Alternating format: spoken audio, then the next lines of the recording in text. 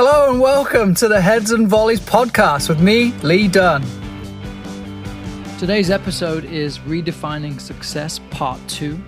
And Part 2 I feel is really important because Part 1 was all about what you do for your players, what you do for the families that are members of part of your team or part of your club. And then really focusing now into what you do, what you continue to do, because you can do as much as you like in terms of redefining success for your players and setting targets for them and achievable goals. But then as a coach, it's very easy to become disheartened or disengaged when your team continues to lose or you don't feel like you're ever showing some progress or some success for yourself. So this is really going to be about what you are doing as well as what you're challenging your players and your families to do. I want to start with really revisiting the first episode of this, which was how you set up for success, and consider before you even get on the field what that plan looks like, what your season looks like, what your expectations are, and then really having that as a foundation to build from. So if it's your first season, there's going to be a very steep learning curve for you as to what is really achievable, what you can get out of your players, what you can expect from yourself and from the surrounding of your soccer club or from your team.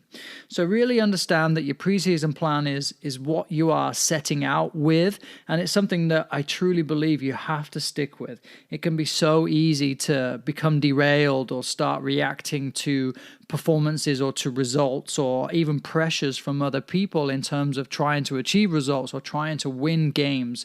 But really stick to that preseason plan. Put a lot of thought into it, put a lot of care into it, and that will really help serve you and keep you focused in times of desperation, really, because nobody likes to lose and we all want to try and make something happen so that we don't lose, and your preseason plan is really going to be a place to start.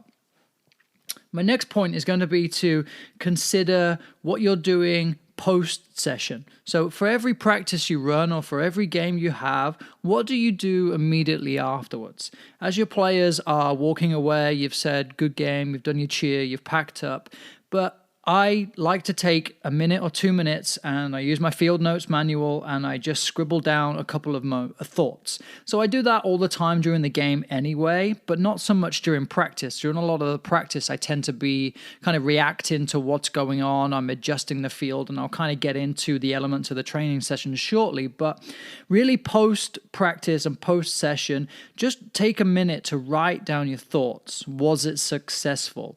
Were the players engaged? Were they challenged? Were you able to get your point across to your players and did they understand? So ultimately, was there a success or was it really a mess and you may have been better just letting them play for the entire time because what you were trying to do was too complex or too difficult? And then in that case, that's really valuable feedback for yourself. And a lot of coaches may be running from field to field or off to another event, but this extra minute just helps you focus whilst you're in the heat of the moment. How did it really go? Be brutally honest with yourself. And this ultimately going to help you shape the way forwards. Part of my practice planning, I try and use similar or if not the same practices.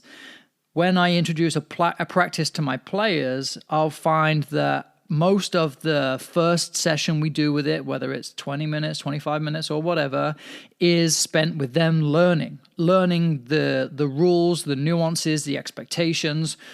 Or there may be a formation that I've put in there or a certain way of playing for them. Now, when I introduce that, they spend that first session learning it. So the second time we do it, they actually understand what's being asked, and now they can begin to solve the problem that I've presented to them. Then the third or the fourth time we do it, now they're almost becoming professional at what the actual practice is. They can play it, they know it. If I tell them, hey, this is the same practice that we did on this same field last week, they already know what's expected of them, so they can begin to get into the mindset of what they need to do to have success in that practice. Then I really like to challenge them, so I will always have some kind of variation, some kind of additional challenge where they understand the game and the game is still very similar or if not the same, but now there's an extra nuance in there. There's an extra skill challenge for them, such as a combination to break out or something like that that wasn't quite there before. Maybe it's something I've revisited because I really like the success that they got out of it. But really using the same practices helps the players to understand, but it also helps you as an individual too, because you know what you're looking at. A lot of kind of foundational coaching licenses that I've taught, I always preach that the game is the best teacher. You can really understand a lot from the players playing the game because you can spend a lot of time watching. Many of us watch professional games, and as we watch, we begin to increase our knowledge. We begin to see patterns of play. We begin to see the way certain players play. And that's no different for your players too. You put them in 4v4, 5v5 games, or if you have enough players to have full-sided games or an opponent on the same practice field, then you can see your players in the environment where you're actually able to influence so much more than you are on the game day. So definitely make as much advantage of having space to play games as possible. The more your players play, again, just like a practice session, their understanding is going to improve. So my first real kind of suggestion is to use the same practices or as many game-like practices as possible because they're really going to begin to understand more. Then, along lines with that, I also use the same warm-ups, the same activation for my players because they know what's expected of them. They understand that those aspects of the practice or those aspects of the game are part of the preparation. And then we understand why we prepare because I ask the players, why are we doing a warm-up? Why do we do these 3v1 or 4v2 rondos? They understand why. Now, it's very easy for players to become comfortable in the situations where they do the same thing often. And so I'll use that as a constant reference. Hey, you told me why we do rondos. We do rondos because everything that's in the game is here, minus the goal and putting the ball in the goal. Is that what we're about to do in practice or in the game? Yes, it is. So can you tell me why you may be messing around right now or why you're not as focused right now? Can you tell me that? Is that the right way to prepare for this game? No, you know it's not. So that's my chance to refocus you. You know what's expected of you, so you can adjust your mindset to get into that practice, knowing that you're preparing for something else. This isn't the be-all and end-all of the practice. This is the activation. This is the preparation for the players. And along lines of the practices and of the warm-ups, my final note on that is to ask for feedback. If you're lucky enough to work within an organization where you have a director of coaching or even a role model or a fellow coach that you can ask for feedback. What did you think of my practice? Here's my practice plan. Are you able to spend the first 20 minutes of my session just watching? I know you finish before me or you start after me. Would you mind coming a little early or staying a little later and just watching? We all need these role models that can provide feedback for us and help us along the way. They may see something that, and I've had the feedback myself too, where I think that the players are being challenged. And then from their feedback, they say, well, look how slow the game is going, for example, when really I may have just been watching the ball. So really pay attention to the people around you because they can give you so much feedback. And then along the same lines is ask your players. A lot of coaches tend not to ask their players, or they believe that they are telling the players that it's almost like a dictatorship at practice. It's, this is what we're doing, go do it. Now, some of us may be worried to ask our players for feedback because we might already know the answer in that, no, that practice wasn't very exciting or it wasn't very challenging. Well, they will be brutally honest with you, and it helps you to adjust your practice setting. Do you need to shorten the warm-up or do you need to increase the warm-up? If you're doing 3v1s and the players tend to be messing around, what are you doing whilst they're doing their rondos? If you're away setting up cones or moving goals or anything like that, then they have no reason to really focus because the person that they're really focusing for isn't paying attention. So asking for the feedback from the players really increases their buy-in to the session too. So you've told me, or you agree that a 3v1 is a great way to activate. Now you're in control of your own environment. Away you go. You've told me that this is the best way. Oh, you think 4v1 or 4v2 is better? Great. Let's set it up. Let's make it a little bigger, a bit smaller, and away you go. And then I'll also add time limits to a lot of the things I do as well. So it's only for 30 seconds. It's only for a minute. It's not open-ended, so you can start with a really good intensity and then slowly tail off because you don't know where the end is coming from. Again, that all comes from feedback from my players. Was that really hard or was that really easy? It was really easy. Okay, I'm going to make it smaller. I'm going to put more time into the session where you are going to do more reps at a shorter amount of time. So this is going to challenge you even further.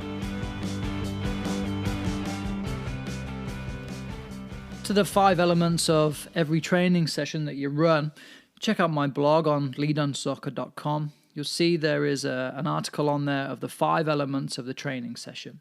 So there's 5 components that it's mainly come from US soccer, but something that I definitely follow for everything I do, where I ask myself these questions whilst the practice is going on.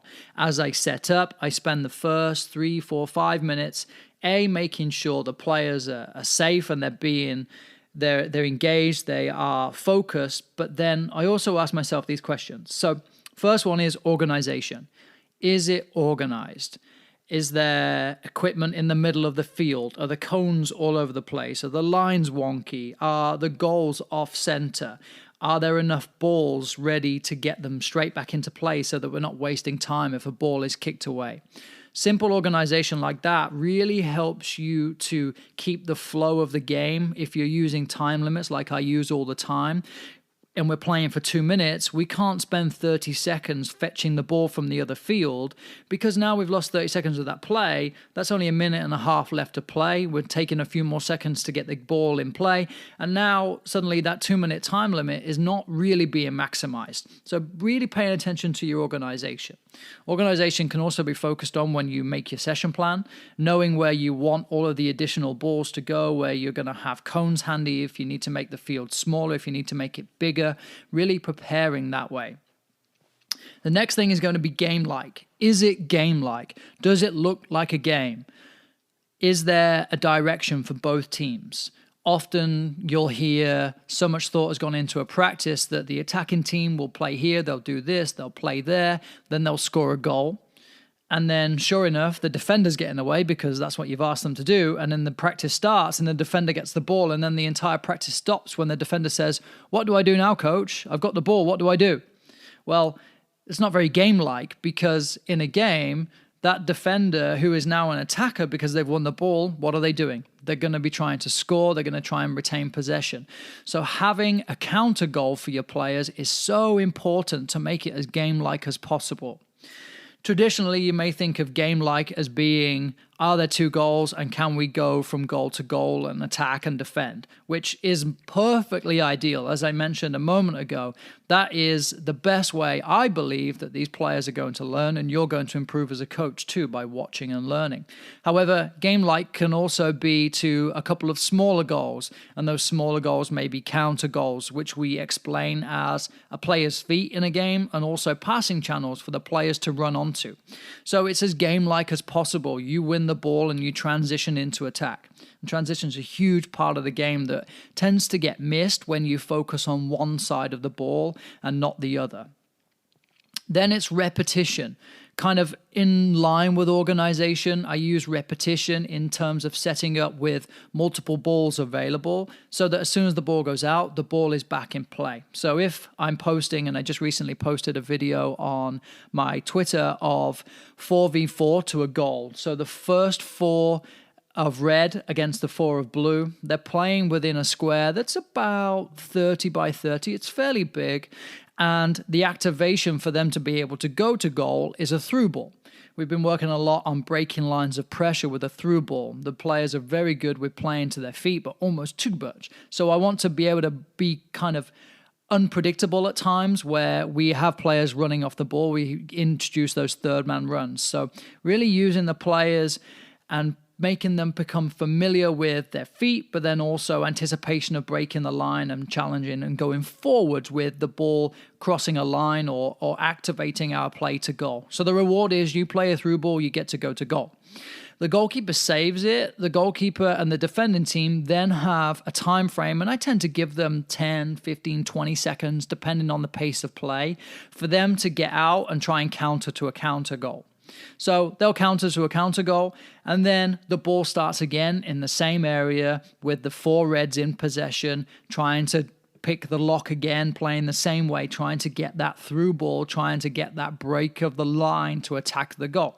The repetition is there. I'll play this for 3 to 4 minutes, and they'll probably get between 8 to 10, depending on how quality they are with the ball, how much they're looking after it, if they're really focusing, how hard the defensive team is working, because if they're working really hard, then there's a good chance that we're going to lose the ball a lot.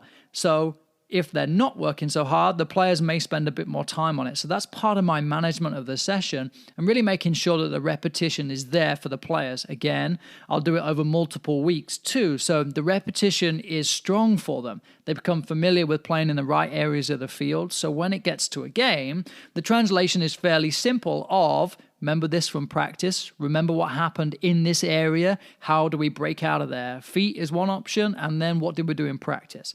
So the repetition really encourages their behavior. Then I want to know if it's challenging. I'm watching and I'm looking at the pace of play, the amount of success. Challenging is going to be fair for both sides. So if you were to play 9 versus 1, or in this situation, we could play 7 versus 1 instead of 4v4. It's incredibly challenging for the 1 player against the 7, but it's not so challenging for the 7 versus the 1. Now, you'll see intensity begin to drop away. You will see silly decisions being made because it's not very real for them. It's not very game-like, and it's also not very challenging. So then I could play 6v2. 5v3. Now, I'll start with 4v4, but then if it is really difficult, I will maybe drop a player away, or I will turn that player into a 5th player to play that 5v3. And that may just be for a few minutes, just to encourage success, just to encourage the players and show them that they can break this line, they can manipulate the ball well enough to break the pressure of the 3 players, and then it moves back to 4v4. So I show them like if you like, an easy way around it, and then move the ball back, now play 4v4 again to really challenge them. Now, if it's still too easy, 4v4, there are lots of changes I can make, and a part of that includes my organization. So I may look at shorter time limits so that they have to perform quicker and sharper. So now there's a time constraint on them. I may also change the size of the field. I may move the field in more, so we may lose 5 or 10 yards of playing space. So now it's much tighter on them. Their touch becomes more pressured. The defenders are automatically closer to them. That's really going to hamper their open space play, which they may have had when they had an extra 10 yards out on the wing. And I'll be really strict on them too, so that anytime that ball is given away, it goes straight to the defenders, and the defenders get their chance to counter. Part of that also, I'll encourage any kind of transition moments to reward with a goal. And then we'll do something funny at the end. So you gave away 4 goals as the attacking team. You let the defenders counter on you 4 times. Well, you're going to jump up and down and sing "I'm a Fluffy Star" 4 times as a punishment, if you like, or as a joke about we've given the ball away. Now in a game that's a goal, so we get away with it lightly right here. And I know there are coaches out there that will use punishments like push-ups or jumping jacks or burpees or anything like that, and you do whatever you do, and there are times where I'll use that for sure. But for the most part, I want to encourage them to be brave on the ball, and they're not necessarily going to be the bravest, I believe, when there's a physical penalty of giving away multiple push-ups because they've given the ball away. Now we're creating players that are going to be safer with the ball. They may not want to take those chances or be as creative, and I think that's going to begin to hamper my practice. So again, that's my personal belief, that if they are facing this fear, which is an external fear of this physical punishment, I think it's going to hamper their practice performance. And then part 5 of my element of the training session is actually my coaching. So now I feel that it is organized, it is game-like, there is lots of repetition, and it's challenging on both sides. And just to repeat, that challenging has success and failure because it's a learning environment for the players. Then I can really focus on coaching. How do I, coach the defenders to make it just a little bit harder on the attackers? That may be the way they press, that may be their compactness, that may be just their basic shape. To my attacking team, how they are playing to beat these defenders. So are they moving the ball? Is there a variation in speed? So do they play at the same speed all the time? Are the players checking and finding space through their mobility? Or are they standing in a shape where they're just waiting for something to happen? This is all where my coaching comes in. So in this example of the 4v4 to goal, I'm really looking for ways to set up a through ball. So a setup may be that the number 8 plays to the number 11, who is the left winger, receives the ball. Now the ball is with the left winger, so the defense shifts across the field, which opens up space on the right side for the number 7, in theory. So then using that number 11 to set up the picture of playing to his feet, the ball goes back to the 8, which then just leaves a window of space for the 7 to accelerate and to play into the spaces. The number 8 plays the through ball. So if my players are really struggling to find a way through, I'll give examples like that and say, do you see this? I played the ball here. Where does it go now? Yeah, absolutely. It comes back because where is open on the field? Now the players begin to see the picture. So I give them the chance to succeed or to fail on their own and give them an expectation. I expect you to break the line and score a goal. And then I'll help them along the way as I need to. Or it's all parts of my training session. Now, I can't really get to the 5th element, which is coaching, if those first 4 aren't organized, if they're not game-like, if it's not repetitive, if it's not challenging. Because if it's not, the coaching becomes irrelevant because I'm coaching something that is A, too easy, B, too hard, or just so ungame-like that it doesn't make sense. One of my favorite ones of a session I saw was, and this, if you do this, this is fine, but 4 goals, north, east, south, and west around a square. And I struggle to see the game-likeness or the realism of that because there's not 4 goals around the field. If they're small goals, that may be counters, but you have to explain this to the field, to the players, because one team is playing north to south and the other team is playing east to west when they win possession, which it just doesn't make sense. The game plays both ways. So I want one team to play one way and the other team to counter and play the opposite way. That to me is game-like. That's my understanding of the game. So if that sort of thing isn't in there, I don't go into my coaching. So go back to my post-practice with my field notes where I take that minute or 2 minutes to reflect and I answer those questions. Was it really game-like? Was I able to get to coaching? If I was coaching, did it work? If I didn't get to coaching, what do I need to do to get to that in the next practice? And that really encourages and enhances the value of using the same, if not similar practices that your players understand, and you can move through those 4 key elements quicker to get to the coaching side of the practice.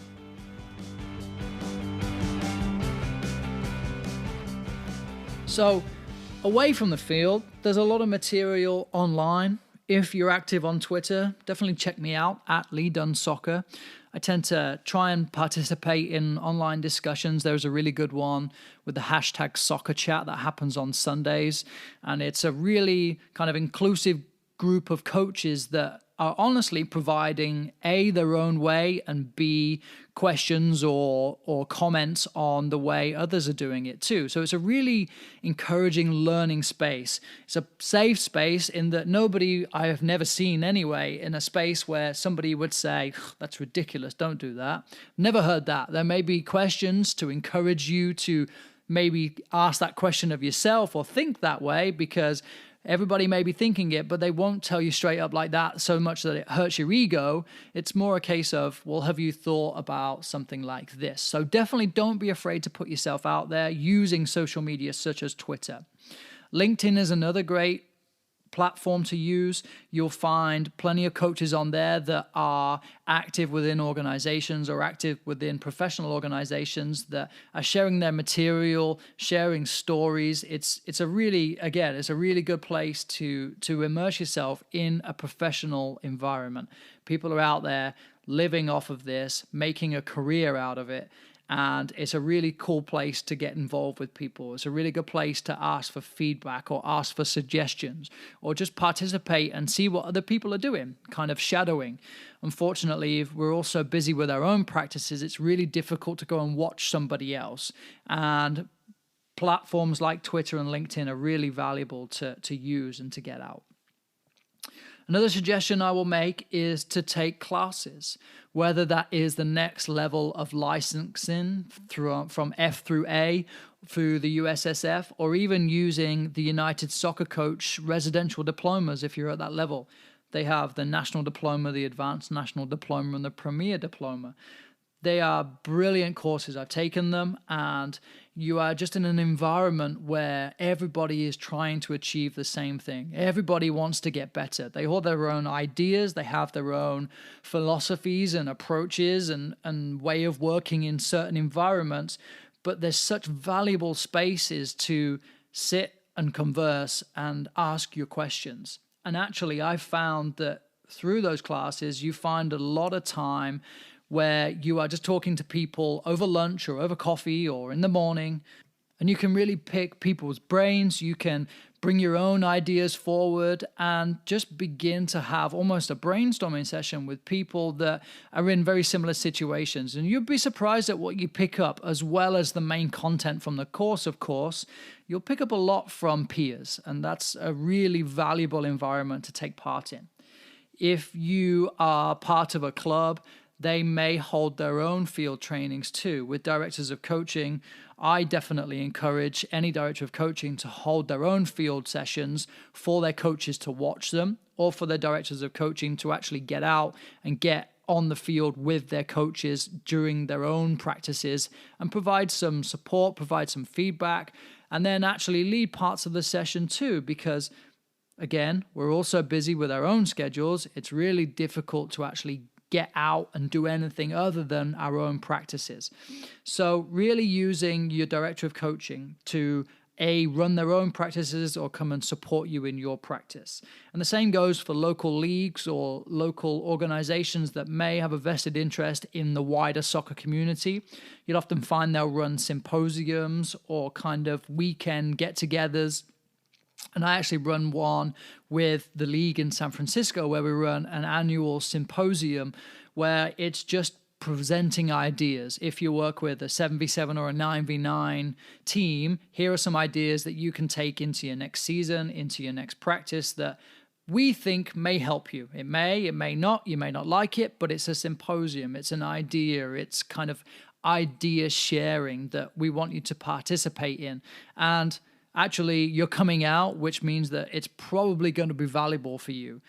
The people that we really want are going to be the ones that are there, that are going to be the ones entertaining the ideas, or at least participating and then presenting their own ideas. That's what the idea of the symposiums that I run. And then we use things like the Positive Coaching Alliance to include another message away from just performance and quality of practices, but we're developing these athletes that are also going to be humans, that are going to be integral parts of society and encourage the growth of the game. So it's really, for me as an individual, I'm working on myself, but then I'm also aware that what I'm working on is also encouraging the people and the players that I work with as they grow up. So really maximize any time that you have where you can take anything supplemental. So you get out, you watch other practices, you take part in courses. A lot of courses are online. You can peruse, instead of perusing your Instagram feed, you can definitely jump onto platforms like Twitter and LinkedIn, and with a hashtag soccer search, you'll find a lot of material out there. Again, that hashtag of soccer chat is a really good chat thread to follow, because you'll find not only really interesting threads of discussion, but you will also find interesting coaches and individuals to follow and to connect with. Everybody wants to connect, everybody wants to share their ideas, and I think that you should get on there too and join the discussion. And I'll finish with myself being humbled. I would leave a practice, I'll leave a class, I'll leave a symposium, and just have an open mind to being humbled all of the time. I know that part of success is winning, or it's this kind of judged success, that winning is saying I am being successful, but it's not always possible. Again, one team out of 20 in the Premier League can win the league. That doesn't mean 19 teams have been failures. There are lots of successes within each team, within their finishing place, within their performances. And it's really on you to begin to identify what those successes are going to be for you. From part one, with regards to your players and the environment that your team has. And then from here with part two, as to what you're doing as an individual to enhance and increase your own knowledge, as well as what you're doing to support and foster the player development, the success for the team as individuals, and then as a team, and recognizing that you may not win the division, so what does that success really look like, and how are you achieving it? Are you following up every practice, every session, every week with your own little debrief on where you're at and how you're doing? Because if you do, you will start seeing that success is going to be right in your hand as you are managing and adapting and adjusting your goals throughout the season. You start the season and say, we are going to win the league, and you don't win the league. Well, without these successful goals on the way, you've failed. And that is what we may call a waste of time, but it's so true that you've missed so many learning opportunities for yourself and for your players if you are just driven to win the league. Again, you will miss so many opportunities if you just focus on winning the league, winning games, winning the tournament. I'll add in a note for Tactical Pad and their sponsorship of this podcast again, because the material that you can create from their app or from their online tool is so valuable for your players. You can provide constant feedback, constant ideas, constant support for your players, for your coaching environment. And if you think about those elements of a training session, you can see what your practice will look like animated before you even get on the field. And what better way to really be prepared and really have an idea of what's going to happen in that practice than actually seeing it animated. And even better is you share it with your players, they see it, they understand what's being asked of them, and the chances of success are even higher. And the success isn't the win, it's the success of achieving the tactical or technical outcomes for every practice that you have with your players. And then finish with a wonderful quote from Einstein: "The more I learn, the more I realize how much I don't know." Thanks for listening, and look out for more material coming very soon.